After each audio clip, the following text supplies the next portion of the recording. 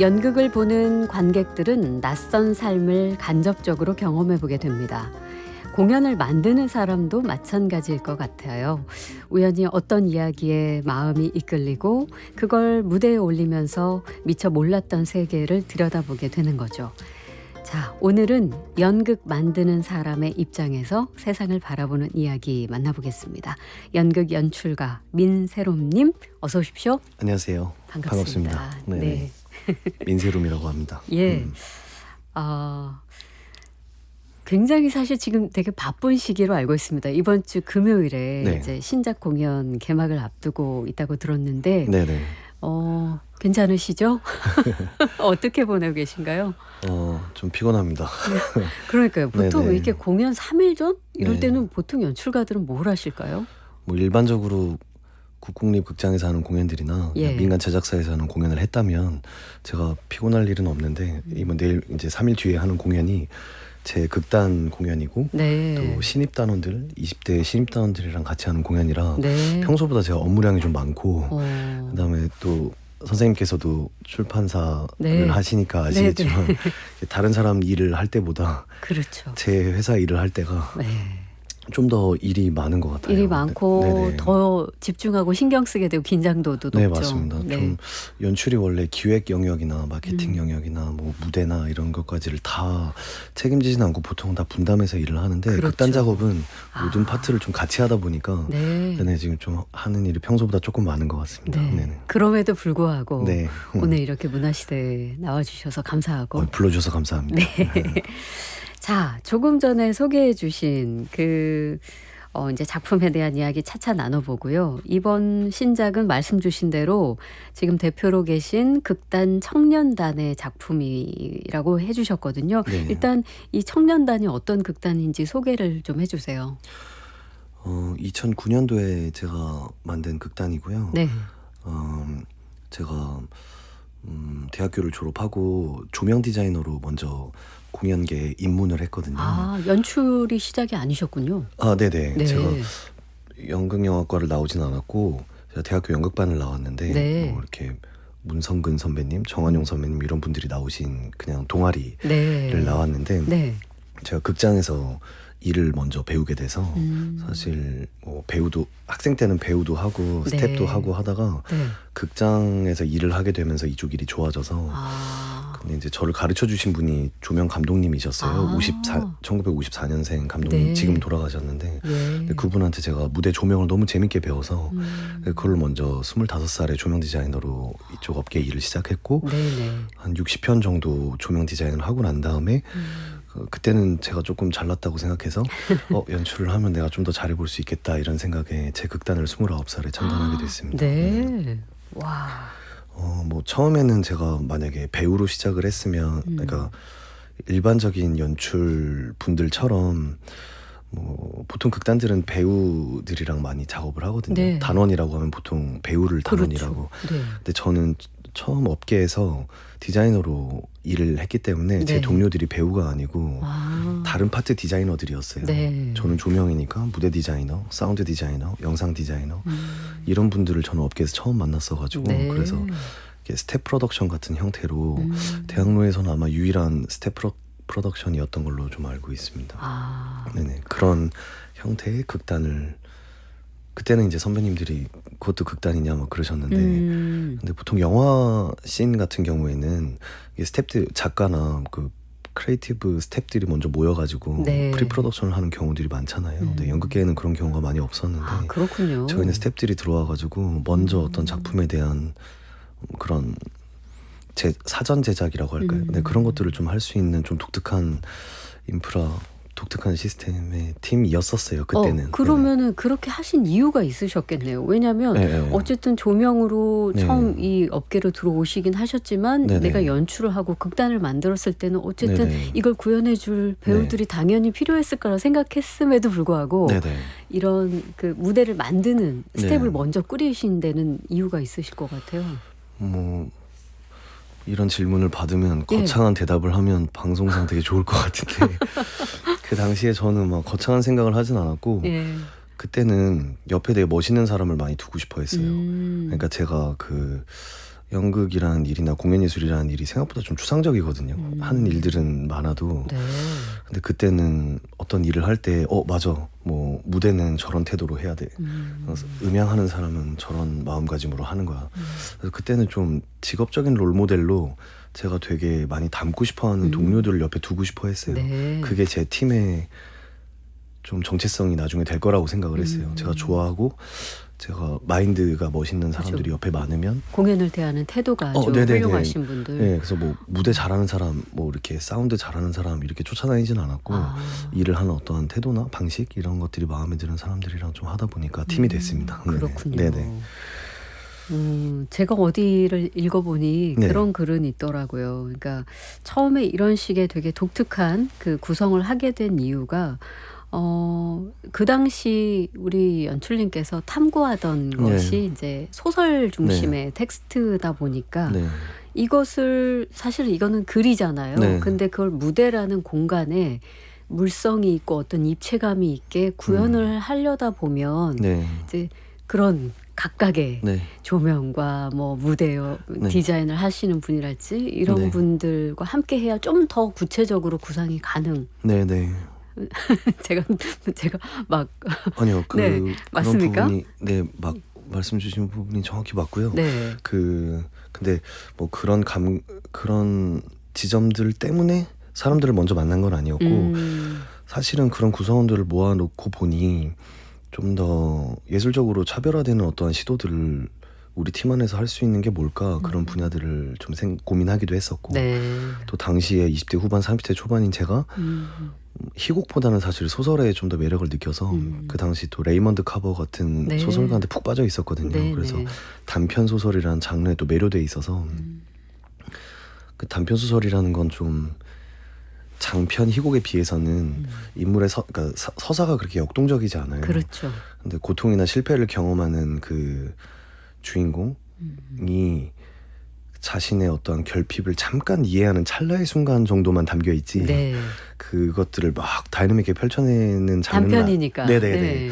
근데 그런 단편 소설 같은 무대를 만드는 게 저 30대 초반에는 꿈이었었어요. 근데 그렇게 되게 미시적인 감각들을 다루다 보니까 장편 서사의 어떤 프로타고니스트처럼 거대한 서사를 경험해 나가는 인물보다는 그런 카버의 소설에서도 주인공들이 이렇게 인생이 뭐 알코올 중독에 빠지고 와이프를 잃고 자식이랑 연락도 안 되고 삶의 실패를 경험하는 인물들이 뭔가에 껴서 내가 지금 왜 이러고 있지? 자기 고통을 막 헤아리지 못하는 그 우픈 순간들이 좀 꽤 많이 묘사되는 것 같거든요. 근데 그런 걸 연기로 표현하기보다는 좀 되게 감각적이고 밀도 있는 모먼트로 무대 위에서 좀 표현하는 걸 좋아했었던 것 같아요. 30대 초반에. 이렇게 말하니까 되게 거창한데.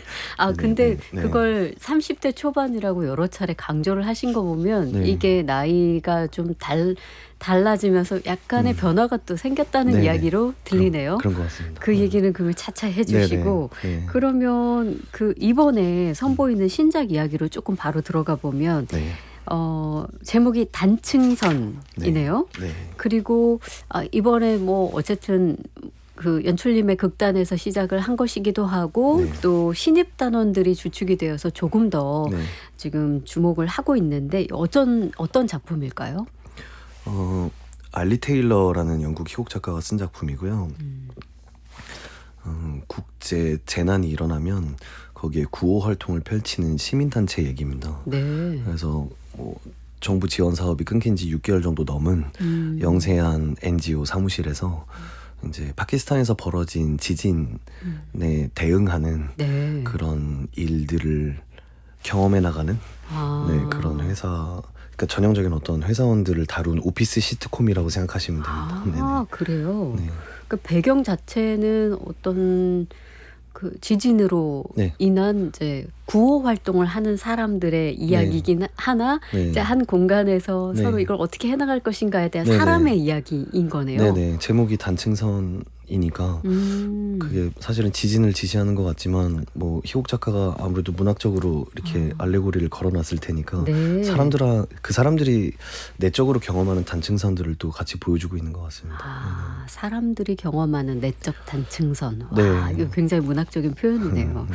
저희가 지금 소개해 주신 이 단층선이라는 공연 관람권을 또 네. 우리 연출님께서 선물로 또 주신다고 하셔서 네. 준비해 두었는데요. 7월 31일 금요일 저녁 7시 공연입니다. 네. 서울 성북동에 있는 여행자 극장에서 관람 가능한데요. 샵 0302 문자 메시지로 신청을 해주시면 세 분께 1인 2매 관람권 드리겠습니다.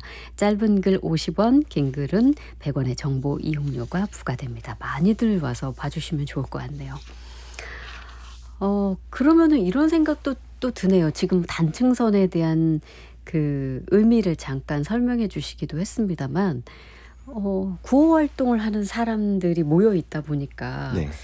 어쨌든 다 선의로 모였잖아요. 네. 누군가 이제 연대가 필요하다고 생각하는 사람들이라면 뭐 상황이 어렵고 뭔가 돌파해야 할 일들이 있어도 양보하고 뭔가 이해하고 이럴 것만 같은데 네.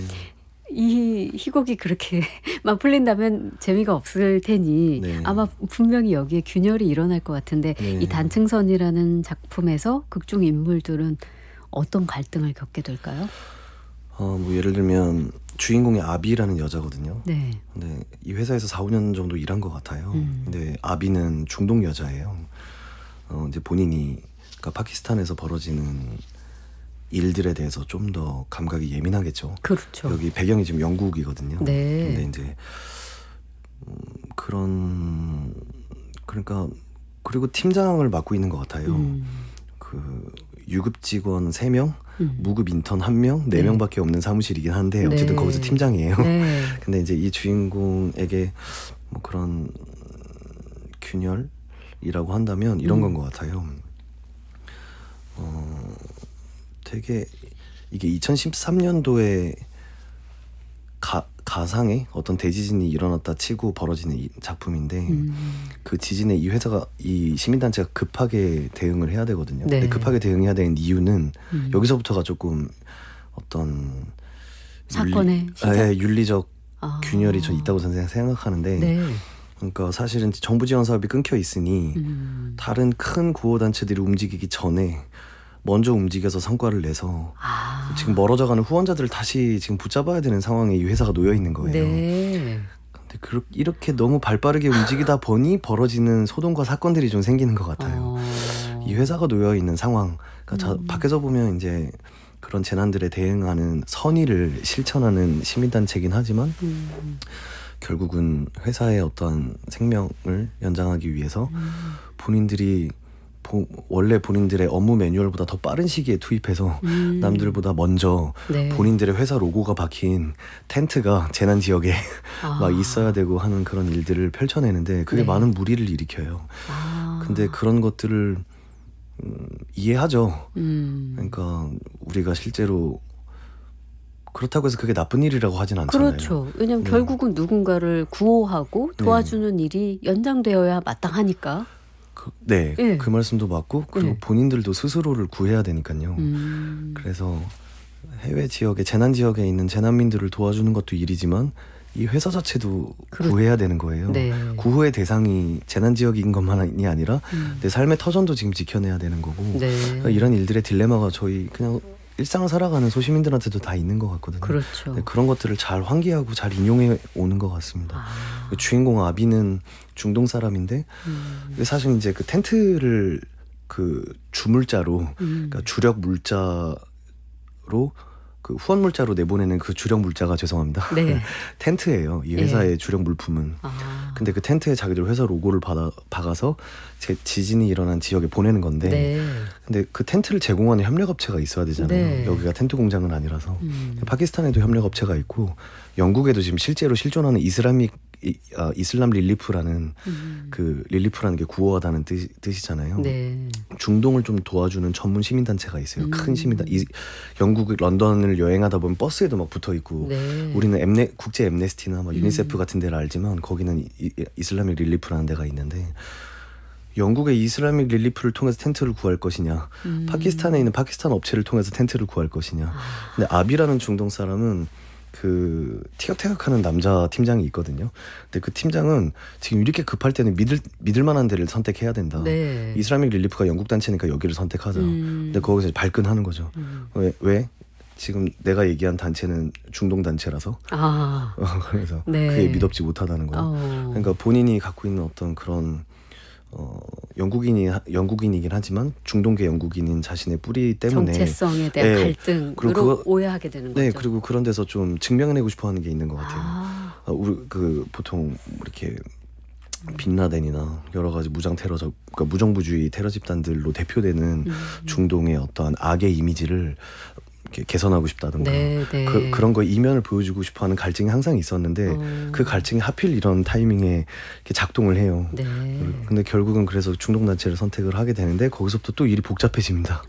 뭐 이런 그래서 본인들이 다들 각자 일을 하면서 내가 갖고 있는 어떤 갈증들, 그러니까 신념의 어떤 그런 이슈들, 그런 신념은 틀린 게 아닌데 그 신념을 끝까지 주장하다 보니까 부딪히게 되는 한계들 뭐 이런 것들을 좀 많이 다루게 되는 것 같습니다. 네네.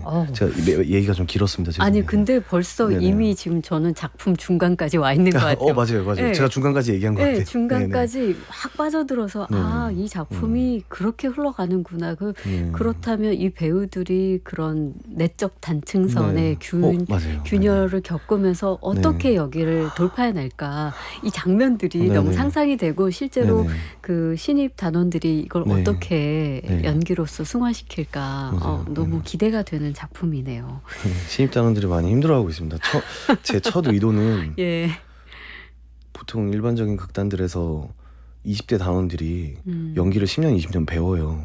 자기들 나이대에 맞는 배역을 맡지는 못하고 나중에 다 체업 작품에 등장하는 배역을 기다리기 위해서 훈련하는 시간들을 많이 가지는데 저 그게 좀 아쉬웠어요. 그래서 일부러 이 작품에는 신입단원을 주축으로 세운 건가요? 여기 나오는 인물들이 전부 다 20대 후반, 30대 초반에 직장 4, 5년 차 인물들이거든요.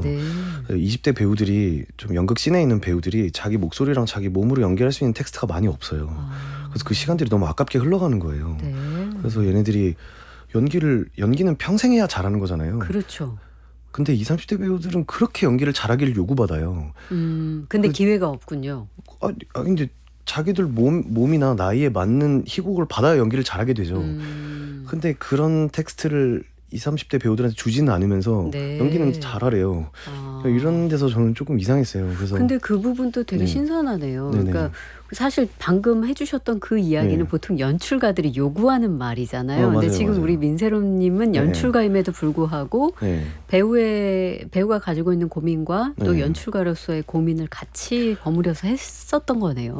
국공립단체에서는 제가 연출을 하지만 이 단체에서는 어쨌든 단체 구성원들의 단체라는 극단이라는 건 같이 성장하자고 모여 있는 거잖아요. 그래서 이 친구들이 성장하려면 자기들 인식에 맞는 텍스트를 만나야 되는데 그래서 이제 오피스 시트콤을 제 딴에는 들고 왔는데 근데 이 친구들은 또 이렇게 전문적인 단체 서사를 가져와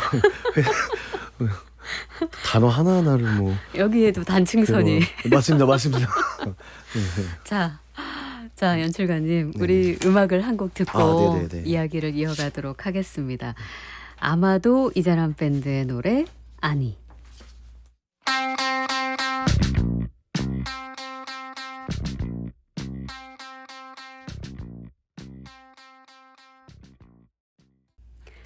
아마도 이자람 밴드의 노래 아니였습니다.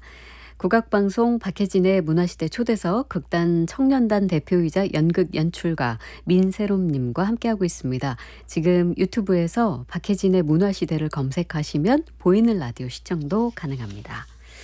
아주 흥미롭게 이 금요일에 올라갈 신작 단층선 이야기를 좀 나눠봤는데요. 이게 이제 말씀하신 대로 영국의 희곡 원작이 있는 그런 작품인데 처음에 연출님이 이 작품을 접했을 때 어떤 느낌이셨는지 그리고 이 작품 내가 가져와야겠다. 어떤 부분에서 그걸 느끼셨는지 궁금해요. 그 대사였던 것 같아요.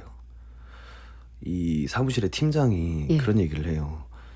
파키스탄에서 지진이 일어나서 긴급하게 구호 모금 활동을 홈페이지에 올리고 모금 활동을 시작해야 되는데 얘들아 지금 크리스마스라 너무 다행이다. 크리스마스 시즌이 참 좋지.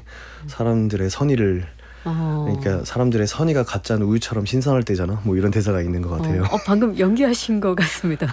안 하려고 노력했습니다. 아니 되게 좋았어요. 네. 그런 대사가 있군요. 네, 그게 되게 굉장히 블랙 위트가 있다고 생각이 들었어요. 네. 그러니까 뭐 이 사람들이 위선적인 일을 하는 사람들은 아니지만 그렇죠.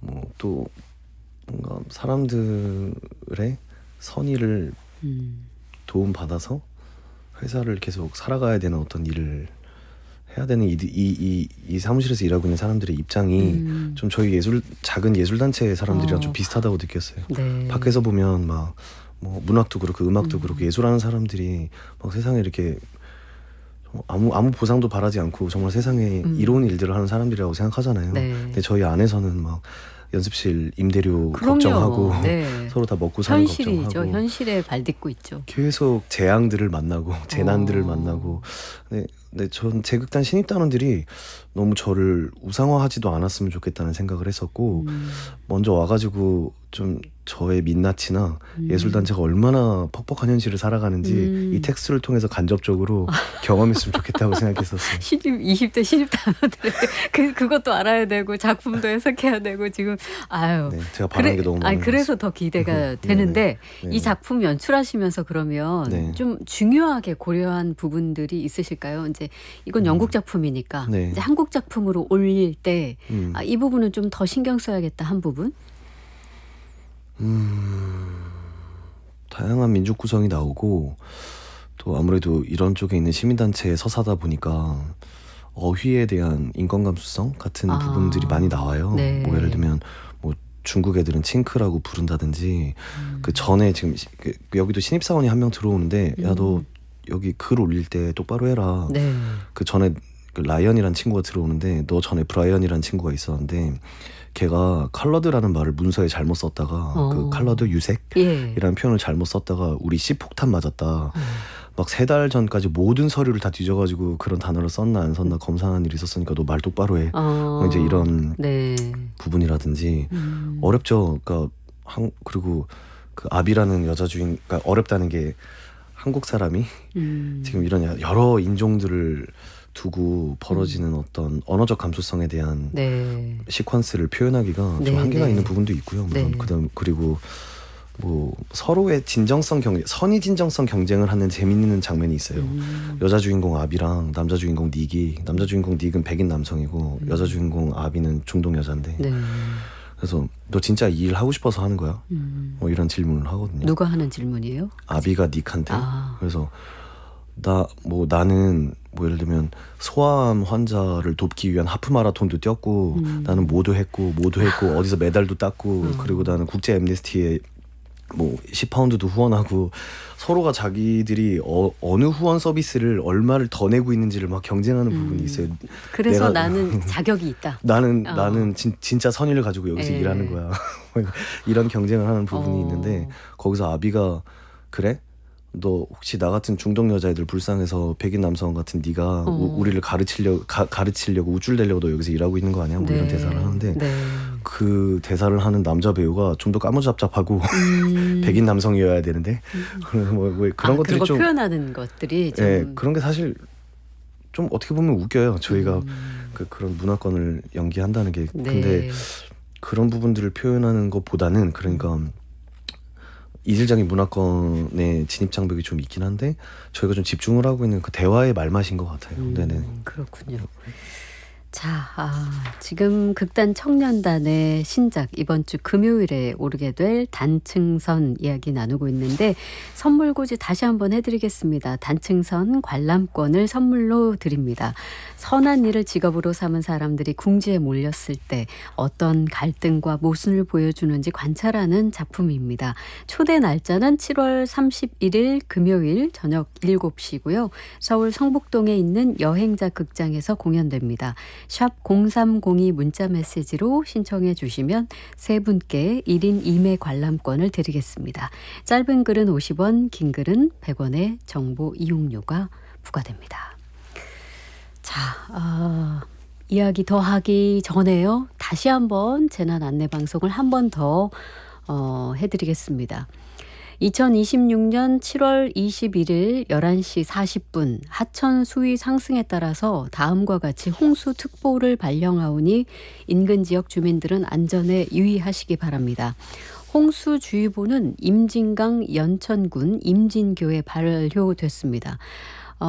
홍수특보 발령 대상 하천 인근 주민들께서는 라디오, TV, 홍수통제소 홈페이지, 또 홍수 알림이 앱 등을 통해서 홍수 및 기상 상황을 수시로 확인해 주시기 바라고요.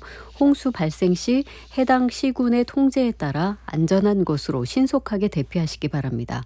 하천변 등에서 야영 중인 행락객이나 낚시객, 하천구역 내 하천 부속물 및 공사 현장 관계자 등께서는 안전지대로 속히 대피하시기 바라며 하천에 주차된 자동차는 안전한 곳으로 이동하여 주시기 바랍니다. 문의사항은 한강홍수통제소 02590-9990에서 9998번으로 연락 주시기 바랍니다. 자, 이제 연출님의 다른 작품 이야기도 좀 해보고 싶습니다. 네. 우선 올해 젤리피쉬라는 작품으로 동아연극상과 백상예술대상을 연속 수상하셨더라고요. 축하드립니다. 감사합니다. 예. 이 작품은 어떤 작품일까요? 영국의 벤 웨덜리라는 작가가 쓴 작품이고 그 27살 다운증후군 여성 켈리가 그 자기 어머니로부터 독립하고 다시 화해하는 과정을 그린 작품입니다. 네. 그래서 장애 예술인들과 함께 이 작품을 만든 것으로 알고 있는데 이것은 연출님이 먼저 작품을 선택한 것은 아니고 제안을 받아서 수락한 작품이라고 들었거든요. 네네. 이 작품이 장애인문화예술원하고 크리에이티브 테이블 서경이라는 민간 제작사가 코웍을 한 작품인데 네. 거기서 연출 의뢰를 받았습니다. 그러면 이제 기존에 하셨었던 네. 연출 작품의 그 과정들과는 조금 다른 과정을 거치셨을 수도 있겠네요. 네네. 보통 뭐 한 세 달 동안 250시간 정도 들여서 연습을 일반적으로 하거든요. 연극 작품을 할 때. 네. 이 작품은 그 전에 250시간을 더 썼습니다. 그 사전 워크숍을 했어야 돼서 그 장애 예술인하고 비장애 예술인들이 협업을 하는 작품이었거든요. 네. 그래서 다운증후군 배우, 저신장 배우, 그 다음에 비장애인 배우 2명 이렇게 4인극이어서 서로의 고유성을 탐색하는 시간들이 좀 필요했어요. 네네. 이 젤리피쉬의 주인공이 아까 다운증후군이 있는 27세 여성 켈리라고 하셨는데 네네. 켈리 역할을 맡았던 배우가 백지윤 배우이시네요. 네네. 그분이 이제 인터뷰에서 이런 말을 했습니다. 네.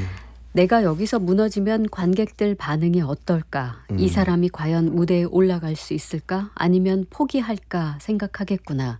제일 좋았던 건 민세롬 연출님이 항상 신경을 써주고 숙제도 내준 거였다. 함께 하다 보니 조금씩 기대면서 스스로 달라진 모습이 보였다. 이건 굉장히 어려움도 느껴지면서 또 네. 그것을 아주 잘 뭐랄까요? 네. 극복이란 단어는 좀 어울리는 것 같지 않고 네. 이 배우가 그걸 잘 승화해서 네. 이 공연이 성공적으로 이루어진 것 같은데 네. 이 공연 준비 과정 어땠는지 좀 설명해 주세요. 왜냐하면 이 배우가 연기를 하는 데 있어서 좀 어려움은 없었는지 또 그런 과정에 있어서 연출님은 어떤 것들을 배려했어야 했는지 뭐 이런 과정이 있었을 것 같은데. 일단은 뭐 조심스러운 건 뭐 장애인의 역경 극복 같은 키워드로 이 작품이 소비되진 않았으면 좋겠다는 말을 제가 하고 연출 네. 수락을 했어서 네. 지금 다운증후군 배우가 얼마나 어렵게 이 작업을 해냈는지를 제가 여기서 설명하는 일이 저한테 조금 조심스러운 일인데 네네. 왜냐하면 연극이라는 건 이 장애를 떠나서 모두가 갖고 있는 고유한 불안들이 있거든요. 그렇죠. 사실 그 불안들에 대처하고 대응하는 일이 연습 과정이라고도 할 수 네. 있는데 그러니까 서로 가진 고유성이 다른 거죠.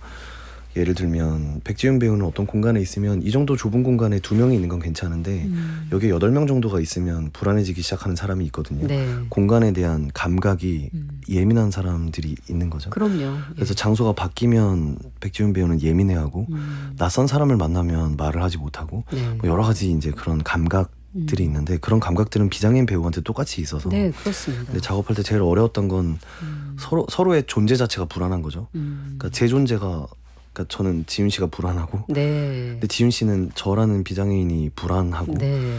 이제 그래서 서로의 불안을 극복하는 일이 생각보다 많았어요. 아. 불안을 극복하기 위한 워크숍들이 많았어요. 그래서 그러기 위해서는 예를 들면 이런 것도 불안인 거예요. 선생님께서 저한테 질문을 하시잖아요. 근데 제가 모르는 어휘를 듣고 있으면 네. 이것도 불안이거든요. 그렇죠. 제가 어떻게 대답해야 될지 모르는 패닉에 놓이게 되잖아요. 네. 근데 저희가 대본을 분석하다 보면 영국 캐그니스 해변에 시골 마을에 엄마랑 같이 살고 있는 딸이 비장애인 남자친구를 만나고 있는 얘기를 우리가 하고 있어요 라는 네. 말을 하면 이건 네. 대화가 진행이 안 돼요. 그럼 그것이 어떤 감각인지를 언어는 굉장히 고차원적인 소통이라서 근데 그거를 좀 더 감각적인 레벨로 펼쳐야 되는 일이 필요했어요. 네. 불합리한 거죠. 그러니까 제가 언어적인 소통만 자 지금 지윤 씨 우리 여기서 지금은 이 인물이 이런 입장이고 그럼 이 입장을 이런 태도로 연기해 볼까요? 같이 추상화된 관념어를 써가지고 소통을 하는 것 자체가 되게 페어하지 않은 일이에요. 근데 네. 그래서 모든 장면을 스토리보드로 그리고 아. 연습실에 이렇게 붙여두고 예를 들면 그 작품에 나오는 소품 테이블 그러니까 1장에서는 예를 들면 개를 만지고 시작하는 거면 개를 만지고 엄마한테 이 개 이름이 뭐야? 이렇게 물어보는 게 첫 대사거든요. 네. 얘는 되게 호기심이 많은 애라서 그래서 그 장면에 나오는 핵심 소품 테이블을 만들고 직접 거기 가서 그 소품으로 인해 이 인물이 어떤 감정이나 어떤 상황에 놓이게 되는지를 스스로 추론하게 하고 네. 그걸 그림으로 그 모든 14챕터가 있는데 거기서 벌어지는 이야기를 모두가 보는 근데 이게 백지윤이라는 다운증후군 배우한테만 도움되는 게 아니더라고요. 이게 50대 배우한테도 도움이 되고 그럴 것 모든 같습니다. 비장애인 배우들한테도 도움이 되더라고요. 그래서 그러네요. 저는 그때 되게 부끄러웠었어요.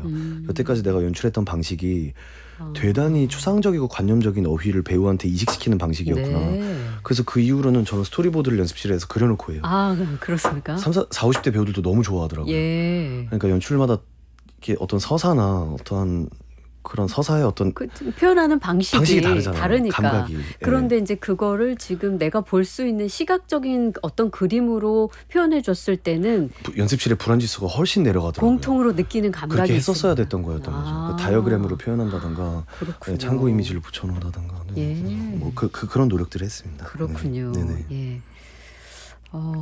그리고 이 작품이 조금 특별했던 것은 네. 그래서 이제 우리는 보통 관객의 입장에서 본다면 네. 이제 연극이 정말 말끔하게 다 네. 정리된 네. 그냥 정말 소위 알짜배기를 모아놓은 그 작품을 보게 되는 건데 네. 이번 이 젤리피쉬 같은 작품의 경우에는 이 무대 위에 펼쳐지는 어떤 모든 것들을 그냥 사실은 숨겨져 있는 것도 그냥 노출하는 방식 네, 뭐 맞아요. 이런 걸 택했다는 건데 예를 들면 어떤 걸까요?